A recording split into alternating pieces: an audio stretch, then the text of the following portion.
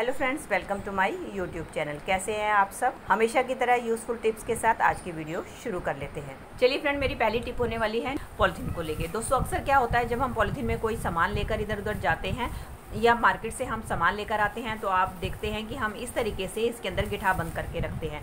लेकिन कई बार क्या होता है, गिठा इतनी ज़्यादा टाइट हो जाती है जिसको खोलने में हमारा काफ़ी सारा टाइम लग जाता है। कई बार तो हमें पॉलीथीन भी फाड़ कर वेस्ट करना पड़ता है।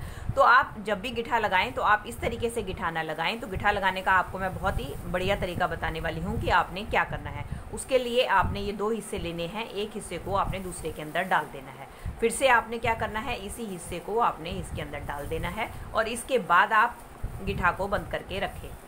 इस तरीके से आप गिठा बंद करके रखेंगी तो आपकी चीज़ भी इसके अंदर सेफ रहेगी, गिरेगी नहीं। और दूसरा, जब भी आपको खोलना होगा तो आपकी गिठा भी बहुत ही आसानी से खुल जाएगी। चलिए फ्रेंड, बढ़ते हैं अगली टिप की तरफ। मेरी अगली टिप होने वाली है इस तरीके के यूज्ड पेपर को लेके। दोस्तों, कई बार हमारे बच्चे काम करते हैं तो इस तरीके से उनके पेपर भर जाते हैं। तो हम क्या करते हैं कि इनको भरने के बाद उठाकर कबाड़ में फेंक देते हैं। तो आज इनका बहुत ही बढ़िया रीयूज शेयर करने वाली हूँ। तो आपने क्या करना है, इस तरीके से आपके पास जितने भी भरे हुए पेपर हैं वो आप इकट्ठे कर लें। इकट्ठे करने के बाद आपने क्या करना है, इस तरीके से कोई भी आपने ट्रांसपेरेंट पॉलीथीन ले लेना है और ये जो आपके पेपर्स हैं आपने इसको इस पॉलीथीन के अंदर डाल देना है। और डालने के बाद ये जो एक्स्ट्रा है उसको आप इन्हीं पेपर्स के साथ स्टेपलर कर लें या आप इसके ऊपर सेलो टेप लगाकर इसको चिपका सकते हैं। दोस्तों, एक ही हमारा बहुत ही बढ़िया नोटपैड बनकर तैयार हो गया। चाहे तो आप इसको किचन में यूज़ करें, चाहे अपने रूम में, या आप अपने बच्चों को दे सकते हैं। जब बच्चों को रफ काम करना होता है तो वो क्या करते हैं कि खाली कॉपी का इस्तेमाल करते हैं। तो आप खाली कॉपी वेस्ट ना करके इस तरीके से बच्चे को ये पैड बना कर दे दें। तो जो भी बच्चे इसके ऊपर लिखेंगे और जब उनका राइटिंग वर्क ख़त्म हो जाए तो इसको रिमूव करके वो फिर से दोबारा से भी यूज़ कर सकते हैं। ये देखिए, मैंने इसको रिमूव कर दिया। उसके बाद आप फिर से इसको यूज़ कर सकते हैं। इससे जो भी टेक्स्ट है वो बहुत ही आसानी से रिमूव हो सकता है। इसके ऊपर आप गीला कपड़ा मारेंगे तो एकदम ये साफ़ हो जाएगा। तो इससे क्या फ़ायदा होगा, एक तो आपको नोटपैड की ज़रूरत नहीं पड़ेगी और साथ साथ दूसरा आपको बार बार नई कॉपी भी खरीदनी नहीं पड़ेगी। चलिए फ्रेंड, बढ़ते हैं अगली टिप की तरफ। मेरी अगली टिप होने वाली है इस तरीके के क्लॉथ के कैरी बैग को लेके। आज इनका बहुत ही बढ़िया रीयूज़ आपके साथ शेयर करने वाली हूँ कि आपने क्या करना है। उसके लिए हम क्या करेंगे, इसका जो ये ऊपर वाला हिस्सा है इसको हम इस तरीके से कट कर लेंगे और सेम इसी तरीके से हम इसके नीचे वाले हिस्से को भी कट कर लेंगे। अभी देख सकते हैं हमारे पास चौड़ा पीस आ गया है। अब हमें क्या करना है, हमें इसकी पतली पतली स्ट्रिप्स कट कर लेनी है। अब हम क्या करेंगे, इस स्ट्रिप्स को हमने फिर छोटे छोटे पीसेस में कट कर लेना है। अभी देखिए दोस्तों, मैंने इसको छोटे छोटे पीसेस में कट कर लिया है। अब क्या करें, आप इन सब पीसेस को किसी भी बॉक्स में स्टोर करके रख लें। अब इसका इस्तेमाल हमें कहाँ करना है, कई बार हमें कुछ क्लीनिंग करनी होती है तो उसके लिए हम जो रेगुलर डस्टर का इस्तेमाल करते हैं उससे क्लीन करें तो हमारा वो डस्टर बहुत ज़्यादा चिपचिपा हो जाता है, जिसको क्लीन करने के लिए हमारा काफ़ी सारा टाइम खराब हो जाता है। तो आप क्या करें, इस तरीके से छोटे छोटे पीसेस कट करके रख लें। जब भी आपको क्लीनिंग करनी हो तो आप इसका यूज़ करें और इसको यूज़ करने के बाद इसको आप फेंक सकते हैं। इससे क्या होगा, एक तो आपके टाइम की बचत होगी और दूसरा आपका जो डस्टर है वो गंदा भी नहीं होगा। चलिए फ्रेंड, बढ़ते हैं अगली टिप की तरफ। मेरी अगली टिप होने वाली है सब्जियों को लेके। दोस्तों, अक्सर सब्जियों को काटने और छीलने के लिए हम चाकू और पिलर का इस्तेमाल करते हैं, लेकिन जब हम इस तरीके की सब्जियों को पिलर से छीलते हैं तो आपने देखा है बहुत ज़्यादा इसका छिलका निकल कर आता है, जिससे हमारी काफ़ी सारी सब्जी वेस्ट हो जाती है।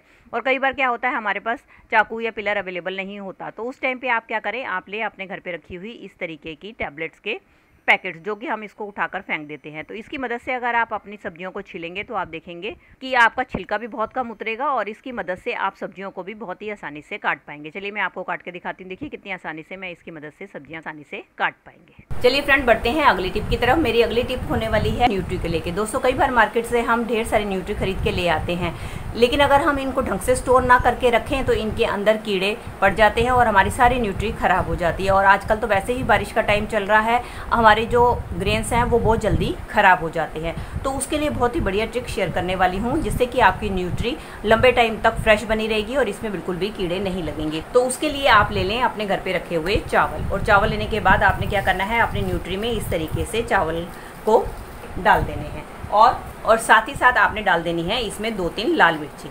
इसके बाद आप न्यूट्री को स्टोर करके रखेंगी तो देखेंगी आपके न्यूट्री जो है साल भर तक ख़राब नहीं होगी, इसके अंदर कोई भी कीड़ा चलिए फ्रेंड, बढ़ते हैं अगले टिप की तरफ। मेरी अगली टिप होने वाली है इस तरीके की कोल्ड ड्रिंक की खाली बोतल को लेके। आज इसका बहुत ही बढ़िया रीयूज़ आपके साथ शेयर करने वाली हूँ, जो कि आपके बारिश के टाइम में बहुत ही हेल्प करने वाला है। उसके लिए हमने क्या करना है, अब क्या करेंगे, हम किसी नाइफ की मदद से इसको हमने कट कर देना है।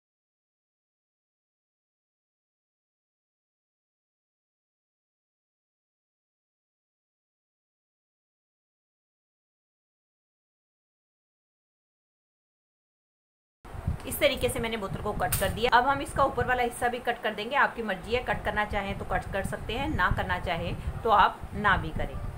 और उसके बाद हम क्या करेंगे, इसको किसी नाइफ की मदद से हमने इसके बीच में भी एक होल कर देना है। अब हम क्या करेंगे, अब हम लेंगे कोई भी धागा, और धागा लेने के बाद इसके बीच में मैं इस तरीके से गिठा लगा दूंगी, ताकि धागा हमारा इसके अंदर से ना निकले।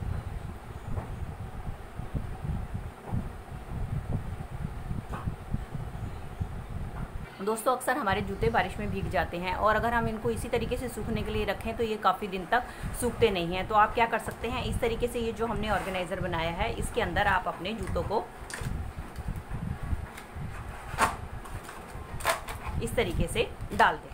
और इसके बाद आप लें कोई भी चूड़ी, और चूड़ी की मदद से आप इस तरीके से ऐसे हुक तैयार कर लें।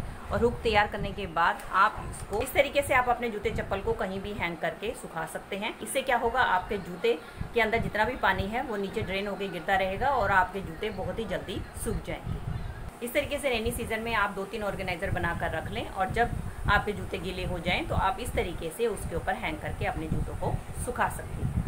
तो दोस्तों, ये थी मेरी आज की वीडियो। आई होप आपके लिए यूज़फुल रही होगी। अगर इनमें से कोई भी टिप आपको हेल्पफुल लगी है तो दोस्तों इसको लाइक कीजिएगा, और ज़्यादा से ज़्यादा अपने फैमिली और मेंबर्स में शेयर कीजिएगा। और आप मेरे से जुड़े रहना चाहते हैं और इसी तरीके की यूज़फुल वीडियोज़ और भी देखना चाहते हैं तो बेल आइकन के साथ मेरे चैनल को भी सब्सक्राइब कर दीजिएगा। चलिए दोस्तों, मिलती हूँ नेक्स्ट वीडियो में। तब तक के लिए bye bye. Thanks for watching.